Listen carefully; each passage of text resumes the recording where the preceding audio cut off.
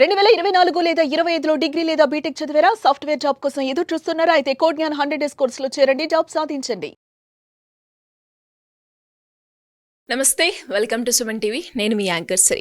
So మరి July మాస ఫలాలు ఏ విధంగా ఉండబోతున్నాయి అండ్ అలాగే ఏ రాశుల వారు ఎలాంటి జాగ్రత్తలు తీసుకోవాలి, వీటి గురించి ఈరోజు ఇన్ డీటెయిల్గా మనతో షేర్ చేసుకోవడానికి వేదిక ఆస్ట్రాలజర్ ఉమా గారు ఉన్నారు. వారిని అడిగి తెలుసుకుందాం. నమస్కారం ఉమా గారు. నమస్తే అమ్మా. ద్వాదశ రాశుల వారికి ఏ విధంగా ఉంటాయి దాని గురించి మనం తెలుసుకోకన్నా ముందుగా ఈ నెల ఒక గ్రహ సంచారం ఏ విధంగా ఉండబోతుంది? తప్పకుండా అండి. ఈ జూలై మాసానికి సంబంధించి మనం గ్రహాల యొక్క ట్రాన్సిట్స్ ద్వారా గ్రహ సంచారము అనేటువంటిది జూలై మాసంలో ఎలా జరుగుతుందో చూస్తే కనుక శనిగ్రహ సంచారము మీనరాశిలో మార్చి 30వ తారీఖు దగ్గర నుంచి శని మీనరాశిలోనే ఉన్నారు. మే 15వ తారీఖు దగ్గర నుంచి గురుగ్రహ సంచారము మిథున రాశిలో సంచారం జరుగుతోంది. మే 22వ తారీఖు దగ్గర నుంచి రాహు కేతుల యొక్క సంచారము, రాహు కుంభరాశిలోను కేతు సింహరాశిలోను సంచారం అనేటువంటిది జరుగుతోంది. అయితే ఈ జూలై మాసంలో ప్రత్యేకంగా మారేటువంటి గ్రహ సంచారములు జూలై 16వ తారీఖు వరకు కూడా మిథున రాశిలో సంచారం చేసేటువంటి రవిగ్రహ సంచారము 16 తర్వాత నుంచి కర్కాటక రాశిలోకి సంచారం జరుగుతోంది. ఈ యొక్క కర్కాటక సంక్రమణము అనేటువంటిది జరగబోతోంది. అయితే మేజర్గా అమ్మ ఈ యొక్క జూలై 27వ తారీఖు వరకు కూడా కుజగ్రహ సంచారము సింహరాశిలో ఉంటే 27వ తారీఖు అంటే నెలాఖరణ కన్యా రాశిలోకి కుజగ్రహ సంచారం రాబోతోంది. అయితే మేజర్గా ఈ జూలై మాసం అంతా కూడా బుధగ్రహ సంచారము కర్కాటక రాశిలోనే సంచారం చేయడం కూడా జరుగుతుంది.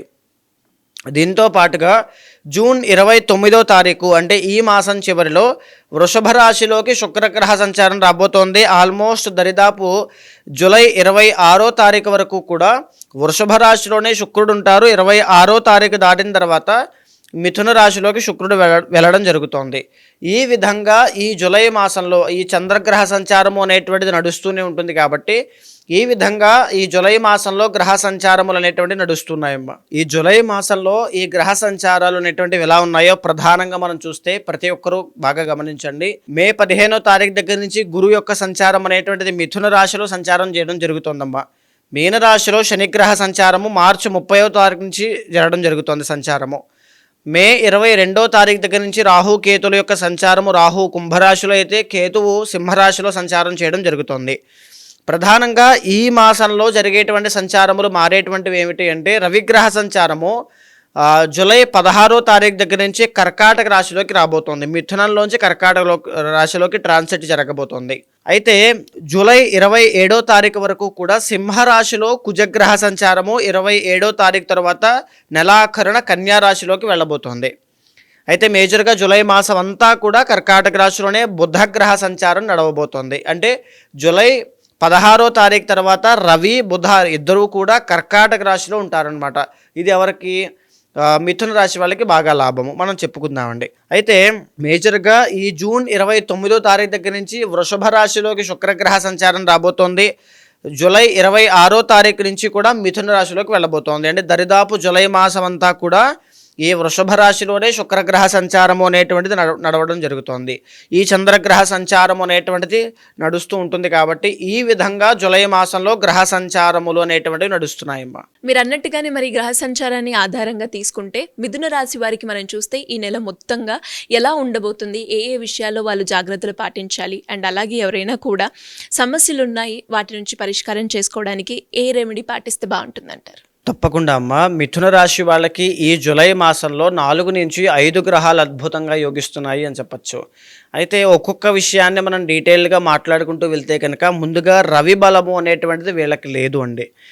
రవి 1, 2 స్థానాల్లో సంచారం చేయడం వల్ల వీళ్ళకి అంతగా బలం లేకపోవడం వల్ల కొద్దిగా జాగ్రత్తగా నిర్ణయాలు తీసుకోవాలి. ఆరోగ్యాన్ని జాగ్రత్తగా చూసుకోవాలి. టైం టు టైం ఫుడ్ అనేటువంటిది తీసుకోవాలి. ఆహార విషయాలు, ఆరోగ్య విషయాలు చాలా బాధ్యతగా శ్రద్ధగా తీసుకోవాలి.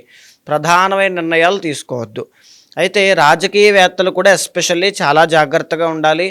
సో దేనివల్ల అంటే వీళ్ళు చేసుకున్న మాటలు మాట్లాడడం వల్ల వచ్చేటువంటి శత్రుత్వాన్ని వాటిని చూస్తారు.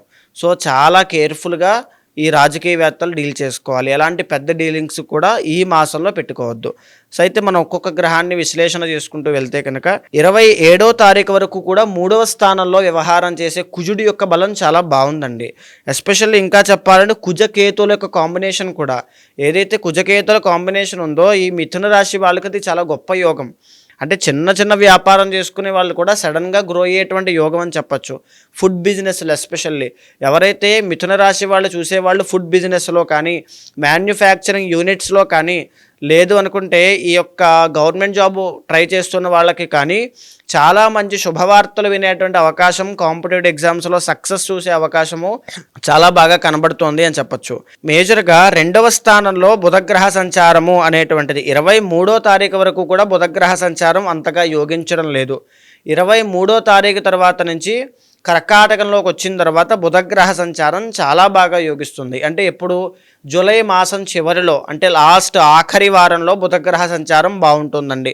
దీని మూలాన ఏం కలుగుతుంది అంటే బంధుమిత్రులను కలుసుకోవడం, ఆనందంగా ఉండేటువంటి సంఘటనలు, ఆ అనుభూతి చూసేటువంటి అవకాశాలు ఎక్కువగా కనబడతాయి. తరువాత తెలివితేటల ద్వారా ఆఖరి వారంలో మీరు తీసుకునే తెలివితేటలతో తీసుకునే నిర్ణయాలు మీకు చాలా ఆనందాన్ని, సంతోషాన్ని మిగులుస్తాయి. తర్వాత ఈ యొక్క మాసం చివరిలో డబ్బు చేతికి అందేటువంటి అవకాశం కనబడుతుంది. సో ఇది కూడా చాలా శుభ పరిణామము అని చెప్పచ్చు. మిథున రాశి వాళ్ళకి గురుబలము అనేటువంటిది లేకపోవడం వల్ల చాలా జాగ్రత్తగా ఉండాలి. సో ఎస్పెషల్లీ ఏమిటి అంటే శివ ఆరాధన అనేటువంటిది, శనగలు దానంగా ఇవ్వడం లాంటివి, కుక్కలకి ఆహారం పెట్టడం కానీ ఇలాంటివి చేయడం వల్ల ఖచ్చితంగా గురుబలం పెరగడం, ఆర్థిక సమస్యలు తగ్గడం ఇలాంటివి కనబడతాయి.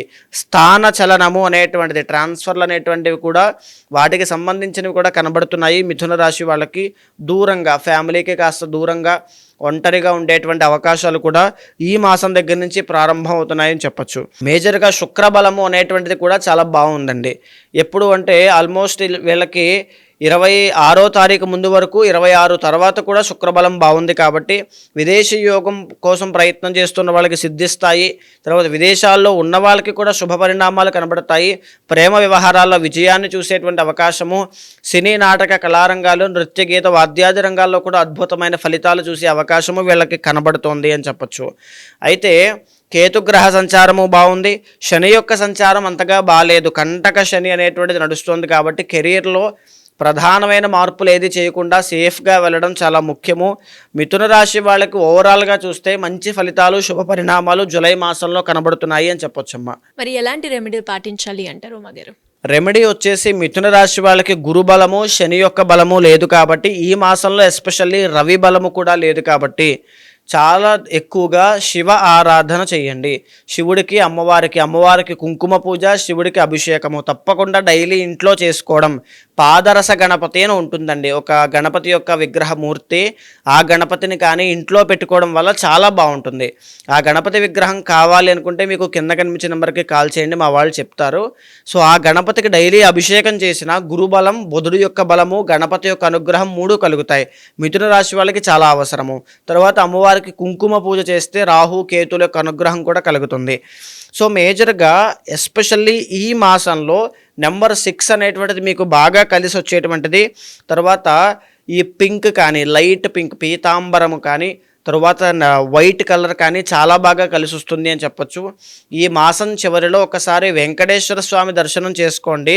మీ తెలివితేటల ద్వారా, మీరు తీసుకునే నిర్ణయాల ద్వారా ఒక శుభవార్త అనేటువంటిది వినే యోగం కనబడుతుంది. సో మేజర్గా ఈ మిథున రాశి వాళ్ళకి కంటక శని, గురుబలం లేకపోవడం ఇవన్నీ కూడా, తర్వాత రాహు యొక్క సంచారము, మేజర్ బిగ్ ప్లానెట్స్ అయిన 3 ప్లానెట్స్ కూడా అంత అనుకూలంగా లేవమ్మా.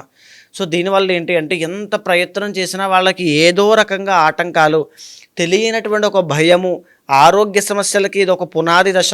సో ఇలాంటివన్నీ కూడా మనం చెప్పుకోవచ్చు. సో ఈ ప్లానెట్స్, రవి కూడా ఈ మాసంలో అనుకూలంగా లేడు. తర్వాత కుజుడు కాస్త బాగున్నాడు, శుక్రుడు బాగున్నాడు, బుధుడు బాగున్నాడు, ఇలాంటి ప్లానెట్స్ అన్నీ కాస్త బాగున్నాయి.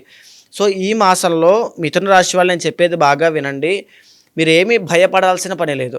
కానీ దైవ ఆరాధన, దైవ అనుగ్రహము చాలా కావాలి మీకు. గురుబలం పెరగడానికైతే శివ ఆరాధన చేయండి. లేదా ఏ గ్రహం కూడా శివుడి యొక్క ఆధీనంలో ఉంటాయి కాబట్టి శివ ఆరాధన భక్తి అనేటువంటిది చాలా ముఖ్యము. మనసా వాచా కర్మణ ఆచరించండి, చాలా మంచి శుభ పరిణామాలు చూస్తారు.